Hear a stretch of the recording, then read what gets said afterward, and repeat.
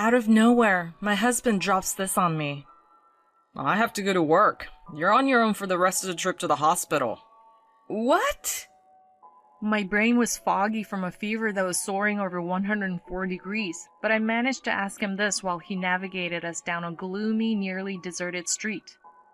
He was halfway through driving me to the hospital because of my fever. I remember his reluctance when I first asked him to drive me. He had this sour look on his face. But it was him who canceled the ambulance I had called, grumbling, "Don't bother them for just a fever." As I was mulling over this, I noticed he had already pulled over. He got out and swung the passenger door open. Was he seriously going to drag me out? I held on for dear life to the passenger seat with my feeble hands, but it was to no avail. He yanked me out of the car and dumped me on the sidewalk. He gave this dismissive snort, hopped back into the driver's seat, and said, "You're gonna have to wing it from here. The hospital's just an hour's walk away. Don't be a nuisance to others. Clear?" With that, he peeled off. Please, stop. Come back. I knew my words were futile against the receding car. I was too drained to even stand. All I could do was cry and whimper out a cry for help. Someone help me. I'm Kelly, a 40-year-old full-time mom. I live in a small town with my husband Ray and our 16-year-old son Mike. I met Ray through a friend. Back when we started dating, he would often say, "I'm gonna climb up the ladder, just you watch." I thought that maybe marrying him would lead to happiness, and at first it did. He worked at a well-known company, brought home the bacon. We had fun on our days off, catching movies and shopping. But when our son Mike started growing up, things began to shift. Ray, for one, never chipped in with childcare. He never once changed a diaper, and bath time was always a solo mission for me. Despite being able to take time off, Ray never showed up to any of Mike's school events. Heck, he never even took us on a family vacation. Long story short, he was never really a dad. These days, he and Mike barely exchange words. Of course, I try to mend their relationship, but Ray would always shrug me off, saying he was beat from work. As time wore on, I realized that Ray was more of a chicken than I thought. His grand promises weren't ambition, it was just hot air. His vow to climb up the ladder was just a tactic to keep me from walking away. Sure, he makes a bit more than the average Joe, but compared to his colleagues, he hasn't really made much headway. I don't necessarily need him to be a hotshot, but if he's gonna be all work and no family, he could at least... Those were my thoughts one day after dropping Mike off at soccer practice and whipping up Ray's breakfast. Ray shuffled out of the bedroom and into the living room, giving the breakfast spread on the table a hard, long look. It was the usual stuff: toast, coffee, some fruit, and salad. He slumped into the chair and decided to start off with a sip of his coffee. Then his brows knitted together, and he grumbled, "What's this?" Huh? Something wrong? It's the same coffee beans as always. I had already had a cup earlier, and it tasted just fine. But he slammed his coffee mug down, announcing, "This is terrible! I can't drink this!" before storming out.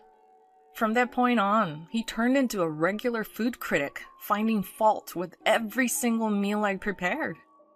The lunchbox I lovingly packed for him was mostly untouched, him claiming it was inedible.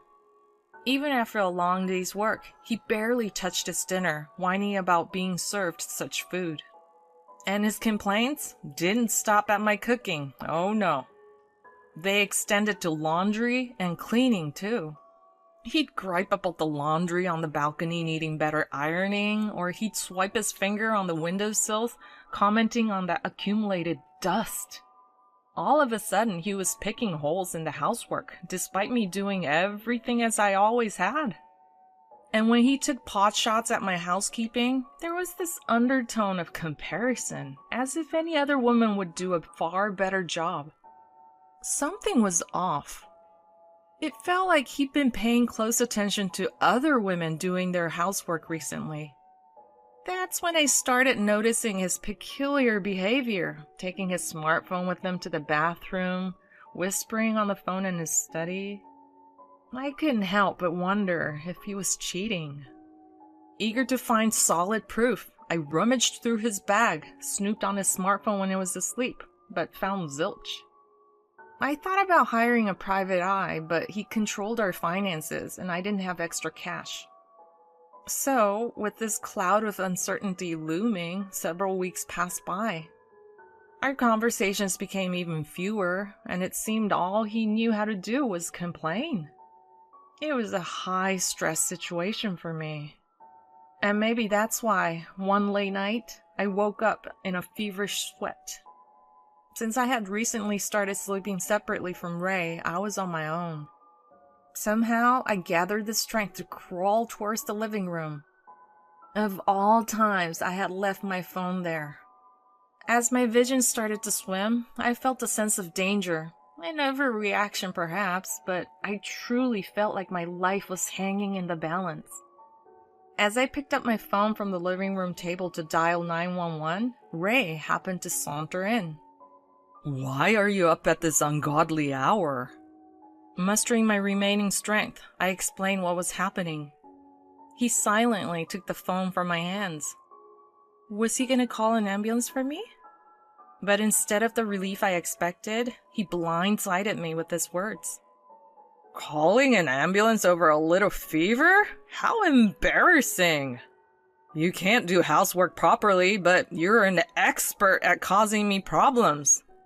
If you get what I'm saying, just go back to sleep. You'll feel better." Instead of worrying, he just snapped at me. Half sobbing, I pleaded, "Please, I need to go to the hospital. If not an ambulance, then please drive me in our car." I clung to him, begging almost incoherently. He seemed extremely unwilling, but eventually my persistent pleas seemed to break him down, and he agreed to drive me. "I work tomorrow, you know. How's that gonna affect my sleep?" Ray grumbled incessantly from the driver's seat. All I could do was listen, my head leaning against the passenger window as rain pounded against it. We were barely 5 minutes from home when Ray's phone buzzed. He pulled over and picked it up, ending the call after a short exchange. "I have to go to work. You're on your own for the rest of the trip to the hospital." "What? Work? At this time of night?" My surprise caused him to flare up. "You doubting me?" "Can't you drop me off at the hospital first before heading to work? It's not a big deal by car." The idea of walking to the hospital in this state, in this rain, seemed absurd. I clung to the passenger seat for dear life. But he was out of the car in no time, ripping open my door, unbuckling my seatbelt, and roughly grabbing my shoulder. "Get out! Quick!" He practically hurled me out of the car with those words. My knees and palms scraped against the ground. The darkness made it hard to see, but it felt like I was bleeding. "What the hell? That hurt!"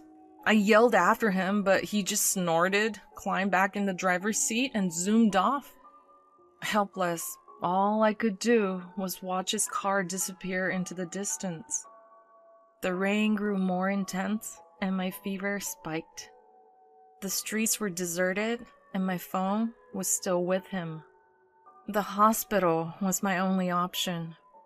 Using every bit of strength, I started to crawl toward it. The hospital staff would be waiting. Ray had told them I was coming.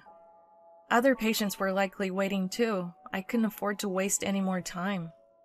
My consciousness wavered as I stumbled and got lost, but somehow I made it to the hospital. It had been 2 hours since I left home, a journey that should have taken 15 minutes by car. I spotted a nurse through the glass door as I tried to enter. Feeling a wave of relief, I lost consciousness. When I woke, I was lying in a hospital bed. The meds or the IV seemed to be working as my fever had broken. A familiar voice broke my trance.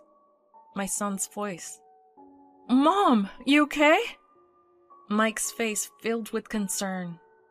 "Yeah, I'm okay. Sorry for scaring you." "But why was he here?" He smiled and helped me sit up, revealing Ray slouched in a chair. Soaked, his hair a mess, and for some reason, his legs trembling. What the heck had happened while I was out? "Dad, you owe Mom an apology," Mike said seriously. Startled, Ray looked up. His face was gaunt, dark circles under his eyes. "I'm sorry," he murmured. Mike wasn't exactly pleased, but he turned back to me and began recounting what had happened. After dumping me from the car, Ray had apparently headed back home. Mike had been awake, sensing something was off, and noticed my absence. When Ray came home, Mike asked him point blank where I was. Ray, as slippery as ever, tried to weasel out of the question. But Mike, stubborn as a mule, kept pressing him until Ray finally caved and admitted that he'd left me out in the rain. Mike's a big guy, much more so than his timid dad, so you bet Ray was feeling rattled. While they were going at it, the hospital I'd called and confirmed I was okay. Mike proposed that they head over to see me, but Ray brushed him off with the old "I've got to work tomorrow" excuse. That's when Mike lost it. He got right up in his dad's face saying, "You're walking your ass to the hospital too." Ray, scared by his son's tirade, ended up jogging all the way here in the pouring rain, all while being monitored by Mike on his bike. Talk about a workout, especially for Ray, who usually commutes by car and avoids exercise like the plague. It explains why he looks like he's been through the ringer. After telling me all this, Mike turned to me with a serious look and said, "Mom, you need to dump this guy pronto." I was shocked. Not because I didn't want a divorce, but because I couldn't believe what I made my son say. All I could do was grab his hand and apologize. After that, Ray and I were on ice for a while. I wanted a divorce, but money was a snag. As a stay-at-home mom, I wasn't sure if I could support Mike properly if I left Ray. I can't help but wonder what was going through Ray's head. Fast forward a few weeks after I got really sick, I got a call on the landline. Hello? You're Ray's wife, right? My name's Adriana. I work with him. Yes, I am. What can I do for you? Adriana told me. Ray and I are in love. Would you mind stepping aside? She'd been having an affair with my husband. I knew my suspicions of his cheating weren't unfounded. If I could divorce, I would, I blurted out, and I meant it. If she wants that jerk, she can have him. Bracing myself for a tongue lashing, I gripped the phone tightly. But she just sounded thrilled and said, "Really? That makes things easier. I've got a good job, so I can handle the alimony. Give me your email and I'll send you plenty of evidence of the affair with Ray.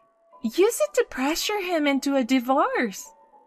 I was floored by the offer, but I snapped back to reality fast. This was an opportunity I couldn't afford to miss. I gave her my email, and in no time, my inbox was filled with enough evidence to sink a ship. Cozy selfies of them, screenshots of their meetup messages, you name it. That night, after making sure Mike was asleep, I cornered Ray, who was having a drink. "Hey, we need to talk." He barely glanced at me, muttering, "What?" I was so ticked off, I turned off the TV and slammed the table. That sure got his attention. That ticked off Ray finally looked at me. I plonked the documents in front of him, divorce papers. His eyes nearly popped out of his head.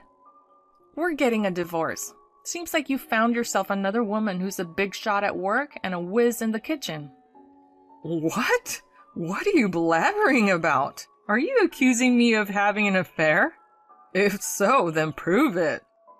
His cocky attitude hinted at a confidence in having covered his tracks well. I wasn't about to let that slide, so I served up all the evidence that Adriana had given me. His self-assured grin vanished instantly, replaced by a face on the brink of tears. Why do you have this? I thought I cleared all that away. Come on, a divorce is a public humiliation. Doesn't Mike need his dad? And don't you need the money? So it turned out Ray was more worried about people gossiping about him having an affair and getting divorced.